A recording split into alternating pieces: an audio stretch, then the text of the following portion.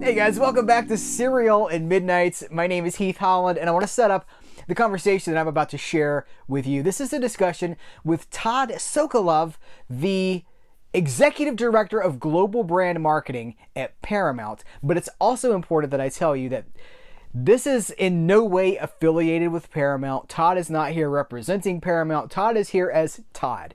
Todd is here as a physical media fan and a collector and someone with who just happens to have some really great inside knowledge about how this stuff is made because he's one of the people that's making it. When you see the titles on your shelf, in your own collection or at the store or even in the digital sphere, Todd may have very well had a hand in that. So I'm trying to disassociate Todd from any sort of connection to the studio that he works for. I think we've made that very clear, right? Hopefully that's been very clear. What you're about to see, this was a blast of a conversation. It's just a little bit of how the magic is made, for lack of a better term, how the magic is made with the physical media that we love so much, but it does go into digital as well. Hey, why no 4K? Well, we've talked about it ad nauseum here, but here's another person telling you why no 4K for certain things and why some things do. Let's not make it just a negative. Here's a positive. Why some things are chosen for 4Ks. We're going to talk about Paramount Presents. We're going to talk about Chinatown. We're going to talk about some really interesting things that can only come out through a conversation like this. Just real nuts and bolts collecting talk. I think it comes through here in this interview that Todd is just at the heart a collector. One of us, one of us. So I'm not going to circle back at the end of this interview to do like an end cap or to wrap it up. So I do want to thank Todd immensely for being here, for being forthright, for being really open with his answers. Listen, I start the interview by saying I don't take it for granted. This is a huge interview, guys. This is a really big deal. And I don't take it for granted that something like this could happen. So huge thanks to Todd. Thanks to you guys for showing up for this interview as well. If you have questions, let's talk about them in the comments below. And maybe Todd or someone else, because you never know who's watching, will be able to weigh in and answer those questions in a future interview. So without further ado, Mr. Todd Sokolove. First of all, I just want to say thank you for being here. I do not take it for granted that someone of your position and your stature would take time to talk to me about physical media and collecting and the fan scene right now. So thank you so much. Thank you. What a great setup. I mean, I am happy to always talk to fans and collectors because I am one myself. And, it's been very exciting to see a lot of the transparency between in social media, real-time access to everybody's opinions. It's the best and it's the worst, right? Yeah. It is. Yeah, exactly. But it's all helpful. So. So on like how you talk about being a collector, like how involved are you? Like how involved are you in what fans are actually saying? You're seeing all the stuff that's being said on a daily basis, pretty much, right? And you're pretty active on social media. Yeah, definitely. So I manage product development, which in a not so fancy way of explaining it is juggling a lot of the different priorities around product releases. So, from a studio level, it is a little bit different than, say, indie sub-licensee or producer. They may have a different set of things that drive them. But for me, there's a bottom line, right? So it's all based around schedules. Are there drafting opportunities? Are there anniversary opportunities and things like that? And I always joke that fans that are expecting something to come to 4K just have to check when the movie was released. And is there a major anniversary coming out? That's generally what you'll see in the marketplace. But a lot of those decisions are with my group. Why are anniversaries such a great opportunity to put out a release? I know it's marketing, but is it just like everything lines up? What's interesting is that especially in the social media world or digital marketing world, you have this organic buzz around remembering something in the pop culture zeitgeist, right? And we've seen that happen on a major level with titles that, obviously are going to get some sort of celebration, like The Godfather, Mhm. 50th anniversary, and how can you not? Um, but even titles that are just a little bit more culty or in the weeds, there's buzz. We've seen buzz in the past couple of weeks around Adventureland, which is in our Miramax catalog, and it's always nice to see that sort of organic celebration around it. And if we can drive a little bit of that and be celebratory, then it makes it even better. It's not always the driver, right? I mean, we may be working on a restoration. We may have a title that people have been asking for years that finally has been dusted off, and we want to get it out there. And that's often the case with a lot of like our Paramount Presents titles and some of our sub licensing titles, things like that. You mentioned Paramount Presents. You had a big hand in that, did you not? I did. That was it's been a really fun project. We quite frankly came out of a sub-licensing deal with a lot of our titles kind of locked up, and we couldn't do them ourselves in home entertainment. And so one of the things that we wanted to test, really, test the market on, was creating our own Criterion Collection or our own, Hmm. Shout Factory, and give it a line look, but also always promise something to the consumer. And so in the early days of that, we had all of these great remasters that had been done for 4K. At the time, it didn't make sense to bring them to 4K, or financial sense. Right. The model just wasn't there. The purchasing wasn't there. And so at the very least was to rectify some of the bad Blu-rays, frankly, that were out there of our biggest titles. So we went out with Blu-rays, and they were always remastered. They always had new special features. Eventually, we shifted to always having digital copies, which is something sub-licensees don't do. Hmm. And yeah, it's been amazing to see how the product has shifted to a 4K product, which is imperative, I think, in the marketplace now. And but still carrying this cohesive packaging that we like, on our Yeah. shelf, Right. and and offer up some really exciting things. And honestly, I think we're up to title 46 now that we're working on. Have not announced yet, but will be soon. And there is a lot more attention to bigger titles in this collection, Mhm. rather than a lot more of the obscure ones that we put our foot in the water on in the past. Interesting. Oh, I'm Yeah. intrigued. I'm leaning forward in anticipation.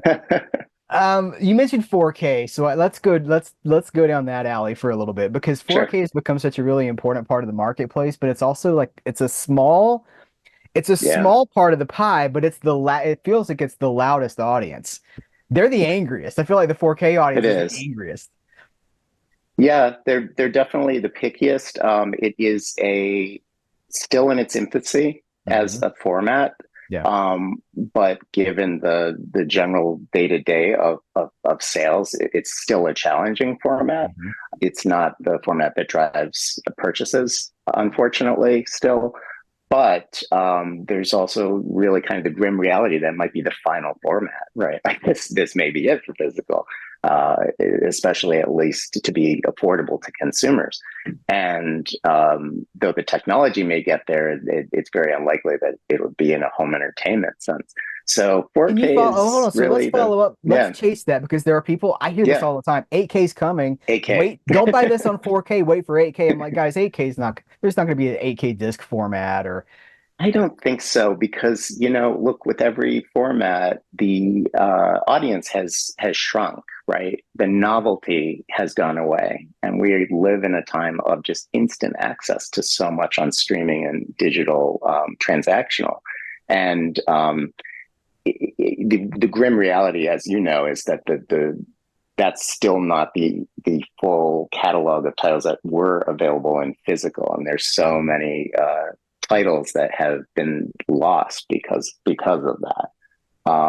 But I think 4K is pretty amazing to go out on, as a final format. And the things that are being done with 4K now are well more advanced than when some of the first titles were coming out in 2016. So What do you mean? Um, Can you elaborate on that? yeah, I think there's just more of an understanding of how to really author discs and more respect around longer films being quote unquote vanilla on a disc so that it can pack as much information as possible for picture quality.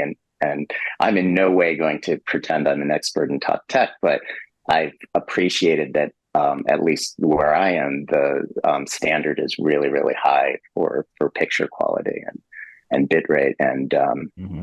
I mean, Titanic was an incredible release that couldn't have happened without the help of Lightstorm and the Disney team and our team and the archive team. So you know, things like that. I mean, it's just an incredible time to be a 4K collector. Certain titles were rushed to 4K, just as certain titles were rushed to Blu-ray. So, you know, I think we could get to a point where titles are reauthored even on 4K if costs come down.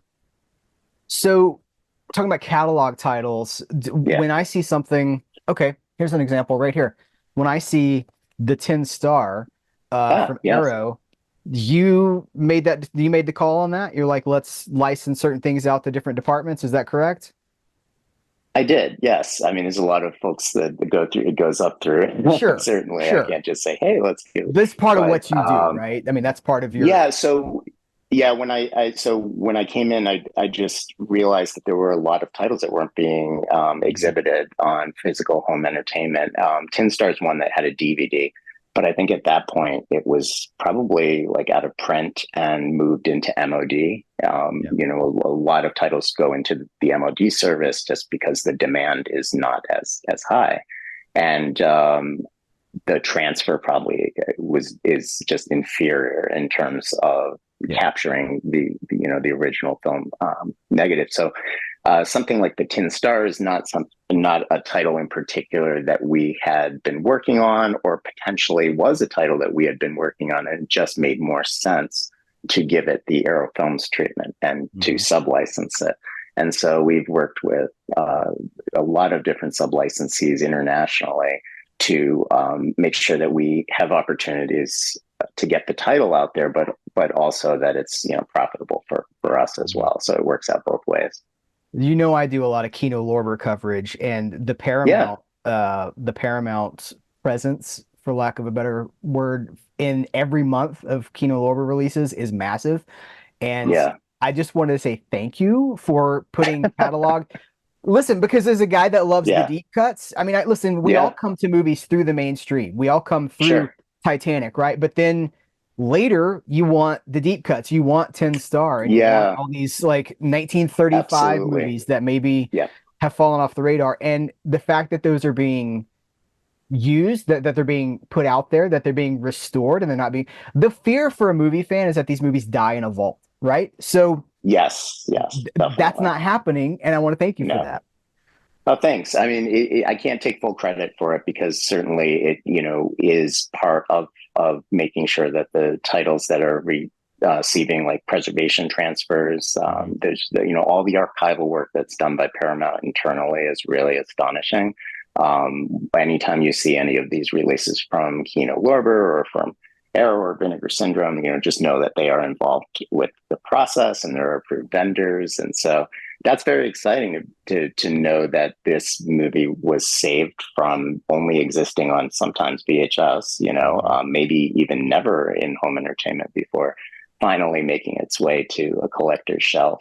And even though, and really doing something like that through Kino is the only way, quite frankly, the economics of me releasing a title like Brain Donors, for example, fun movie, really, an interesting Yeah. part of the Paramount story, and on so many levels. And I will be honest, I would love to do a Paramount Presents on something like, on donors, or even more Nobody was obscure expecting a titles. brain donors reference in this movie. No, no, and so yeah, so I decided to try and think of the most obscure titles, and That's that's a good certainly one, though. one of That's them. very There's obscure. another one that they did that was really surprising to me called "The Man Who Wasn't There."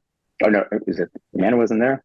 Yeah, "Man Who Wasn't There," not the Coen Brothers film, but the 1983 Steve Guttenberg comedy, shot in 3D. was at the very tail end of the second wave of 3D craze, and it's just this like really like crude 80s sex comedy, and you would never imagine that this thing would be restored, but with the 3D Film Archives relationship that Kino has, they were able to tackle that, and that's pretty astonishing. Bob Furmanek and the team over the 3D Film Archive. Is that who you're talking Yeah. about?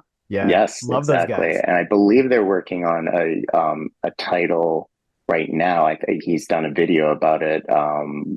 Maybe is it Money from Home? One of the Jerry Lewis films that was originally shot in 3D and not released in 3D. So they're doing a preservation back into 3D. It's very exciting. Um, like those are the kinds of things that are fun to work on. It's not something that is the bread and butter of Paramount Home Entertainment. Right. Obviously we have big things to focus on, certainly at any given moment. So Well, it's good but that so they're let me happening. again kind of toot your horn because there are other. It's a concerning time right now for a lot of movie fans because studios are Sure. buying other studios, and there's a lot of movies. There's a studio in particular that's letting a lot of movies sit in a vault and they're not out. Hmm. They're not even. Listen, a lot of them aren't even on digital. So the idea Sure. of movies disappearing is something that a lot of people are afraid of.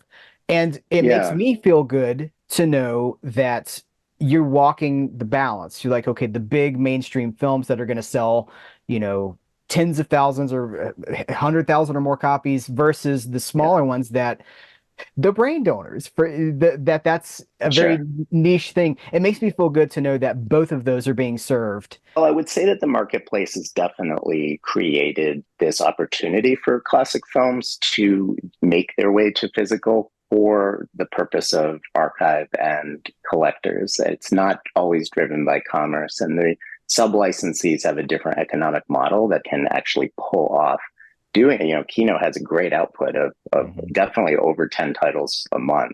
Sometimes from us, there could be four or five in any given month.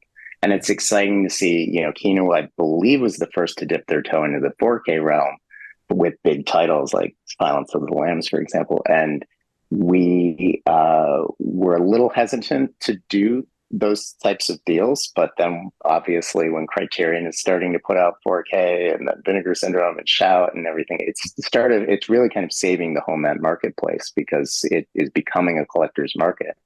And that's exciting. I think for us, we as a studio, we want to keep up with the competition a little bit and do it ourselves. We always take a deep breath and say, like, can we do this ourselves and do it better in some cases, which is a Like challenge, but Chinatown, putting out Chinatown yeah. through Paramount and not Well, through, there's no way that Chinatown is going to get sub-licensed, right? Like that's yeah. the kind of thing where like certain things happen with studios in terms of releasing bigger tentpole titles with sub-licensees, but that was one that we very much had to do ourselves. And the 50th anniversary, going back to the anniversary thing, is the best timing. And it did kill me to have to wait so long before we could release it. So when people want to Because see this if a is one of those things, like yeah, it has been available in digital, certainly, for years. People can yeah, see the 4K streaming, and we didn't just sit on it, but for physical, we really got everything together. Everything really aligned well for the special features. Being able to include the two Jakes was very important to us. And so we're super excited that it's finally coming. that was a great call too to include the two Jakes because that's a movie that I think has flown under the radar for a lot of people, and now they have no Oh, yeah, excuse. definitely. Now they have to Yeah, watch it because definitely. they already have it. It's certainly under the radar. We released it on Blu-ray during the pandemic. I want to say, we were releasing a lot of titles new to Blu-ray for the first time, and it was becoming a 4K marketplace. And Blu-rays are sort of in this limbo for general everyday purchase. So I was surprised that Two Jakes, was kind of landed softly, but it is more of a cult film. So it made sense to include it with this release. I believe Yeah. I even heard that there was intention to do a third one of those, but it just never manifested. Yeah, we actually have a special feature on there that briefly talks about the trilogy. The whole history of Los Angeles is really told through Chinatown, Mhm. and Chinatown's about water, and it was to be about the different aspects of power and control of over the city. And so originally, I believe it was even scripted as a trilogy. Hmm. Event just didn't happen after Two Jakes. You said something that I thought was interesting. You were talking about how the 4K transfer for Chinatown's been out digitally for a while, Yeah, and I bought it. I have it. It's great to great. have that, to not have to wait for the disc. That's something I'm doing more and more as I evolve in my movie fandom, is realizing that digital is not necessarily the enemy of physical media. And a lot of Sure. the same people that are working on the physical media releases are also working on the digital releases. Can you comment at all on the interest that you might have in both physical and digital? Yeah, as myself, I can. I Yeah. do prefer to have the physical disc as a collector, and for picture quality, especially.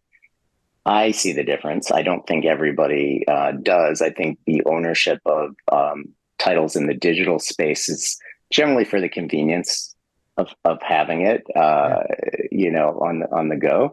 But there is a more affordable way to distribute the titles, and that is digitally. It's sort of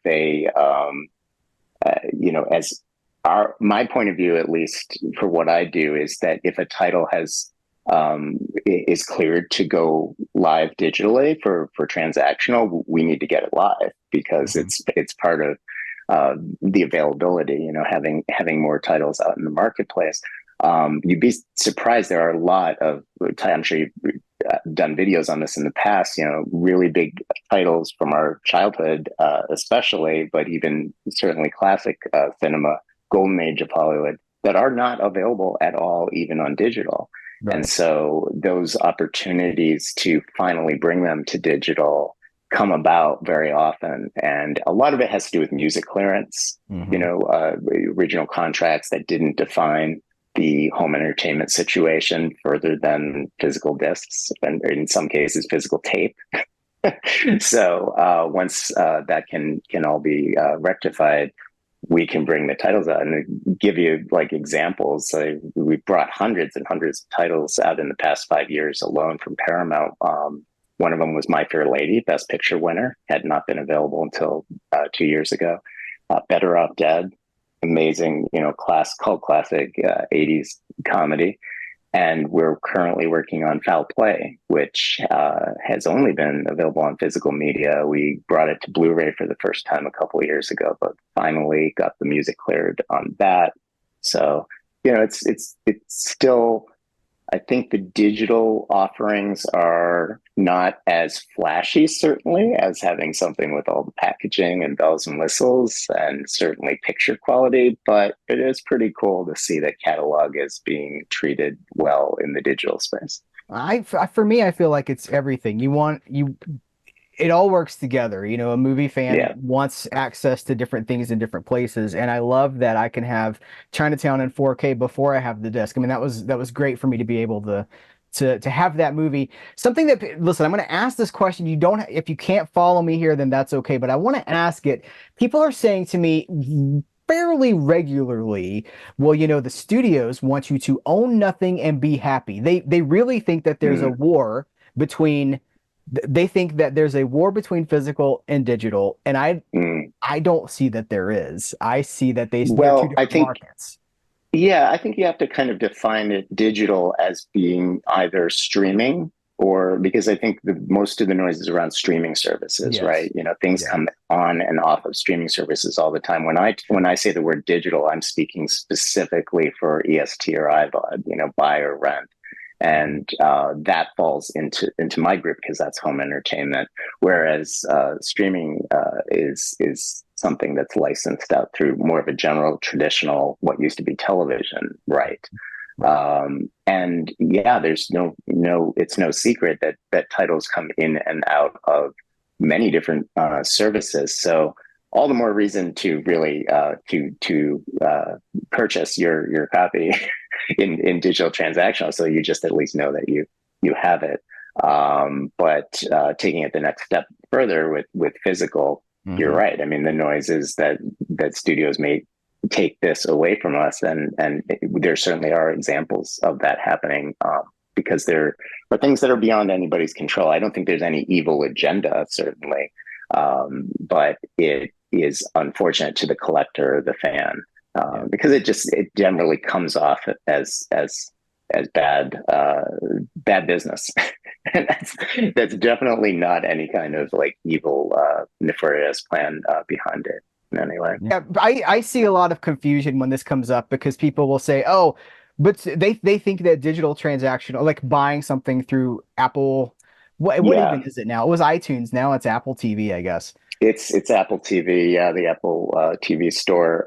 We also just had Vudu become Fandango at Home, Fandango, yeah. which honestly is an exciting thing, because Fandango, if you buy your tickets through Fandango, there's a lot more opportunity for you to redeem, your points with one big infrastructure. But it's all kind of interesting, because at the end of the day, that's owned by Universal, right? And Movies Anywhere is owned by Disney. So in many ways, everyone's working with one another to try to bring the best selection. But that's why you see so much competition out there and different types of messaging. And You just opened two doors I want to go down. The first door sure, is, you reminded me, Paramount codes don't redeem an Apple TV, right? Is that correct? Like the digital codes that come with stuff are specific to certain platforms, correct? we do. We have some titles that are available on Apple, some titles that are available on Fandango at Home now. But either or, sometimes both, is the best way I can explain it. You can't really get into it, right? I can't really get into it because it all has to do with deals and details of of Gotcha. all that. But certainly, it would be awesome to, in the digital space. I think that's one of the stumbling blocks, is really being able to offer one cohesive thing to the consumer, which exists in the physical sense. It's just that the disc is compatible with anybody that has the hardware to play the disc, and that's the end of the story. And you have, there's a nice security to the physical home entertainment Yes. product as opposed to the digital. But that's not to say that it's I would say it's different with every studio, honestly. Lionsgate's different, Yeah. Universal, Disney, and certainly Sony, Warner Brothers. They It's all one of those, are part of Movies Everywhere. Yeah, it's a frequently asked question, as is yeah. why are things still region locked in 2024? These are things that get asked a lot. I know that we view things in terms of legalities, right? So Mhm. what may not be apparent to the collector around a title like, let's say, Chinatown is an example of a title that Paramount owns worldwide. So there are no issues around us creating a 4K disc that's playable worldwide. And certainly, Blu-ray is something that generally I think is region free and can play worldwide as well. It gets a lot trickier when it's a title that is like Major League, for example, is we only have the U.S. and Canadian rights for Major League, so that's going to be region locked, and that's just playing fair, right, to any Yeah. possible territories owned by another studio. It's always kind of tricky. I mean, with the some of the sub licensees, I've noticed they don't region, lock some of the discs that are licensed. I won't name names, but they We know are who they are. probably, yeah, they're probably doing it honestly because it's such a small run of the disc, and it Mhm. really doesn't impact us the same way that, say, like a Top Gun Maverick would, certainly. Yeah.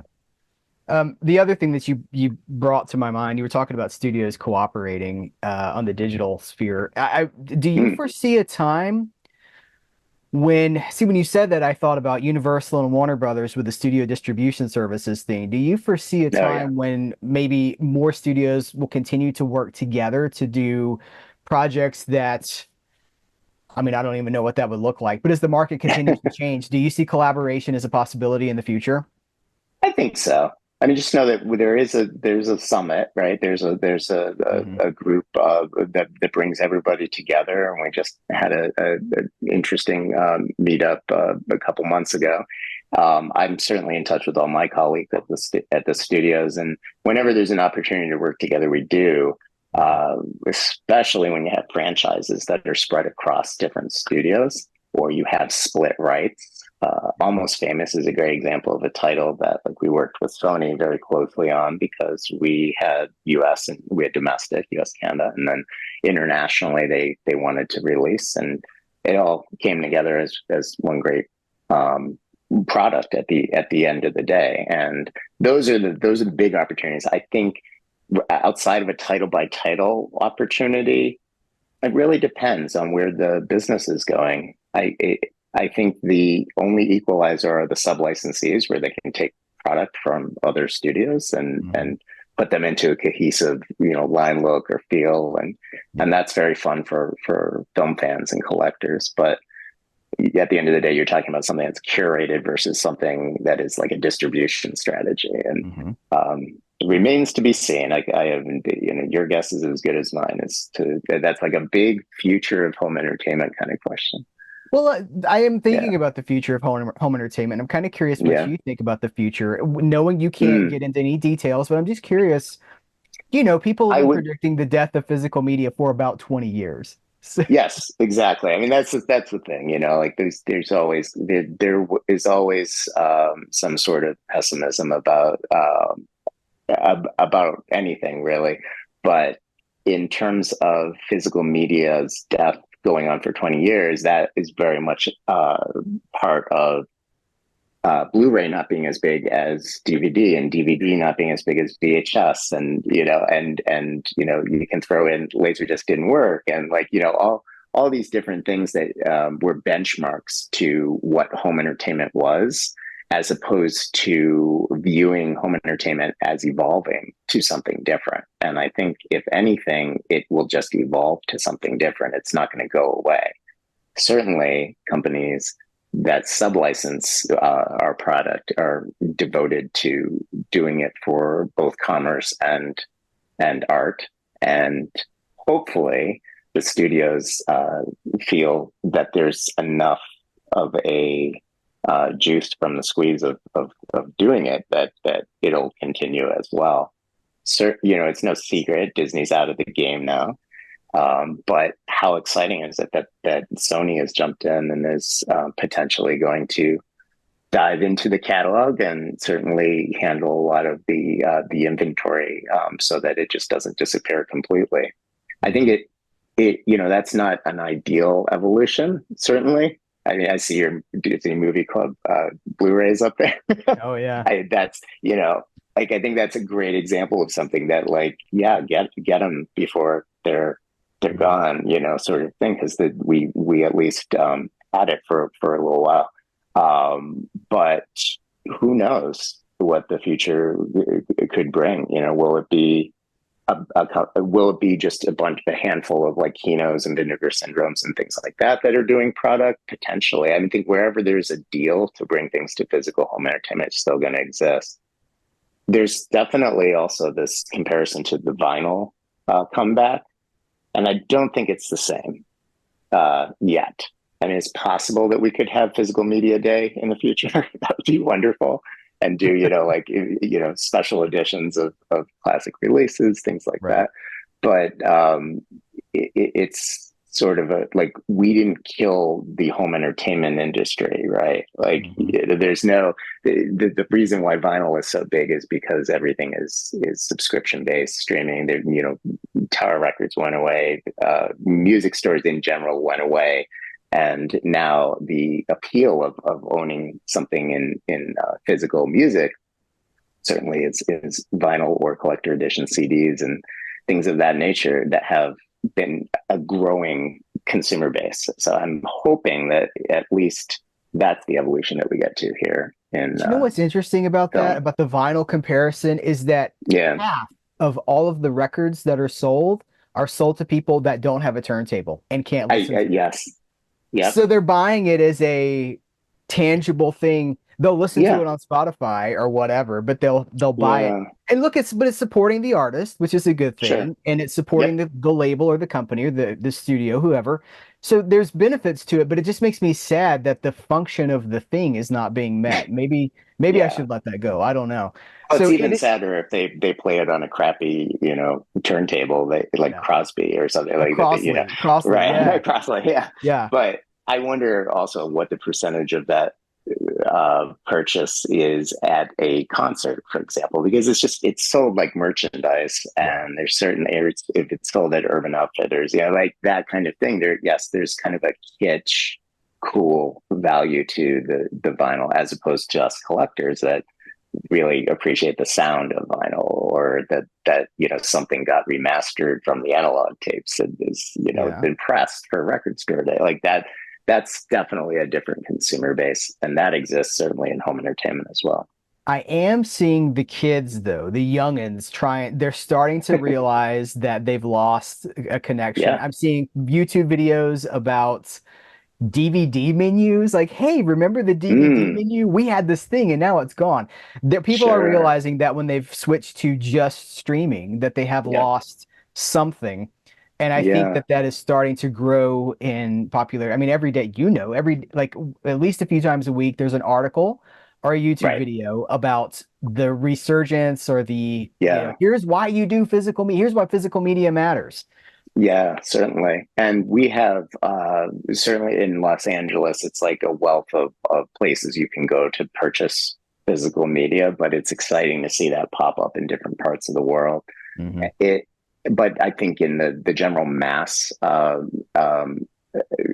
closing of Best Buy stores and the shrinking of space at other retailers is interpreted as being like the death of physical media, and it's hard not to interpret it that way. Yeah, I mean, Certainly, it's yeah, true. The death of brick and mortar, and I do think brick and mortar is taking a really big hit right now. yeah, It yeah. is being In general, equated, yeah, and but they're not. We've just all it's all moved online, and there's so it much more has, choice. yeah, which makes it interesting for physical home entertainment because so much of the design of packaging or the kicking off new artwork, certainly steelbooks, for example, depend on the purchaser being able to see it before they buy it, right? And now we're in just a world of that not really being accessible for everybody if it's not on a shelf at Walmart or certainly at a specific retailer in someone's neighborhood.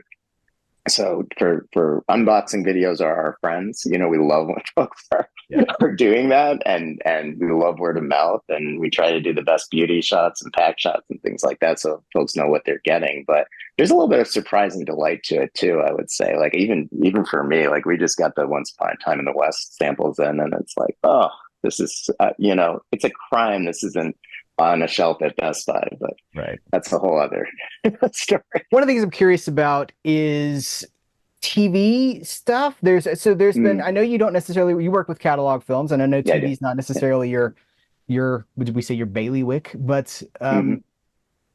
Paramount has released an Andy Griffith Show Blu-ray. They've released Yeah. that wonderful Mission Impossible box set, which I would like talk about Yeah, it's good so cool. tie-in because you get the movies that are coming Yep. out, and then you've got this great TV box set. Is I'm just curious how decisions are made. I did a video about the making of the Bonanza box set Mm, with someone that was involved with that, and I'll probably yeah. pop it up a link to it right here. But Yeah. one of the things that was talked about is how things are decided between DVD or Blu-ray, and maybe you could speak to this Oh, on a larger scale. Like, I know it's economics. it's economics. Yeah. It has to do one part with the accessible materials. What was the original source material? Is it available? What is the cost to do new scans, clean it up? That has to be weighed against comps in the world of other titles that are Mhm. like it, and generally, especially with TV, DVD outsells Blu-ray. So in many cases, that has kept a lot of really great television series out of HD, out of being better than DVD. But the good news is that a lot of efforts to rectify that are being done for the streamers. Like if you go on Peacock, for example, you can see incredible HD quality Columbo and Murder She Wrote, and those are being sub-licensed out to Warburg, certainly for physical media, but that wouldn't have happened if there wasn't really someone at the helm saying we cannot put these on our streaming service in SD. Like it's just like we're going to bring people to bad quality stuff.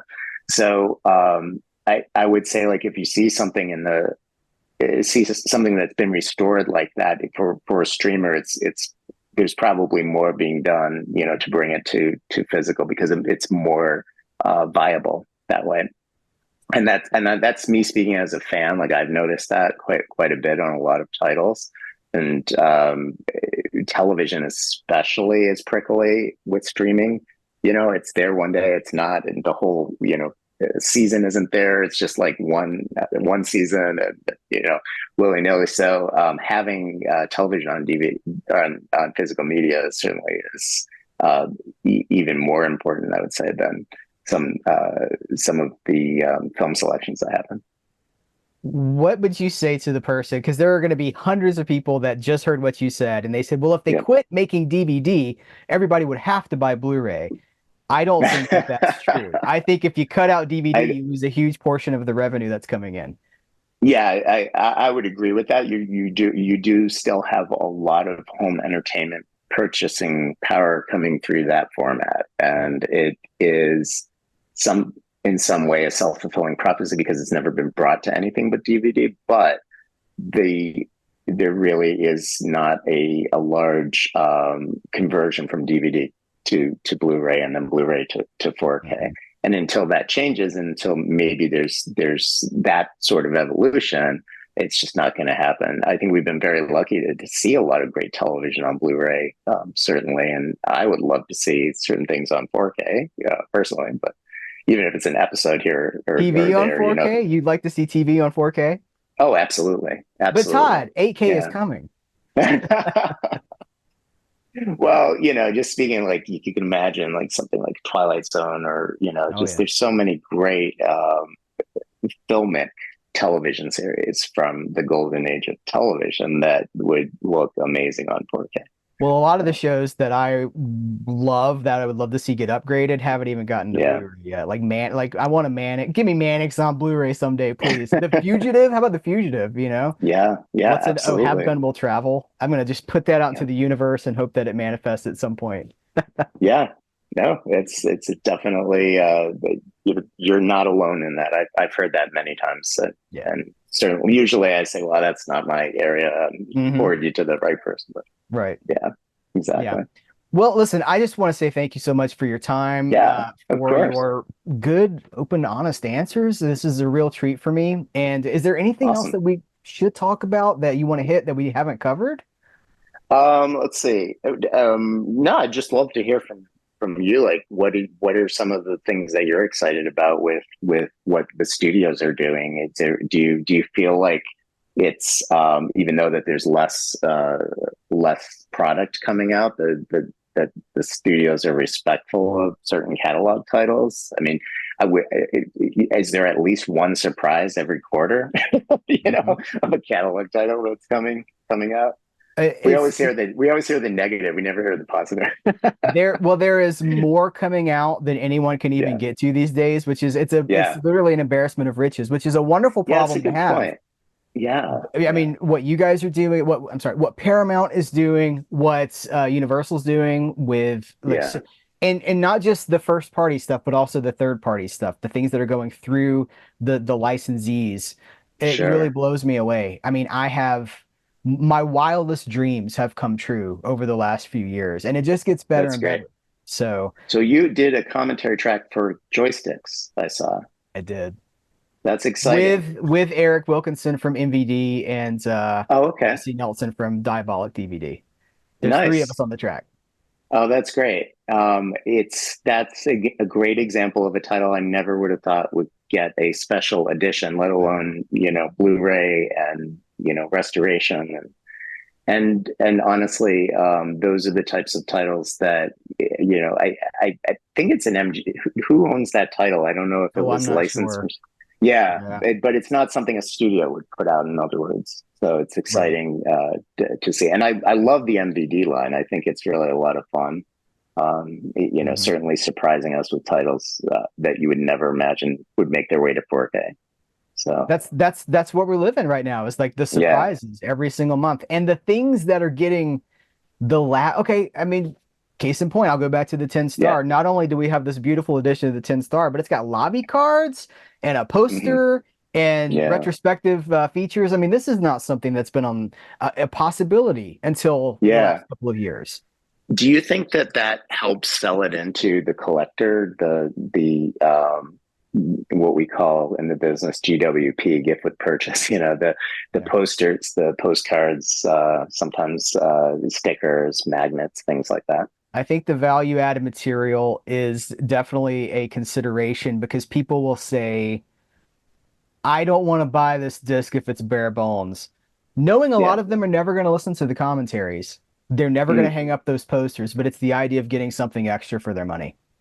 Yeah, that's fair. That makes sense. I think it's great to see that more of the sub licensees are doing that, and that Mhm. it's not just like a standard release, because it's super important. At least to have at the very least a commentary, trailer gallery, things like that. Yeah. Todd, thank you so much for being here. This was a blast. I really appreciate it. And I hope Yeah, that you'll come thank back you. at some point too. Oh, absolutely. Cool. We'll talk just about movies. Yeah. Yeah.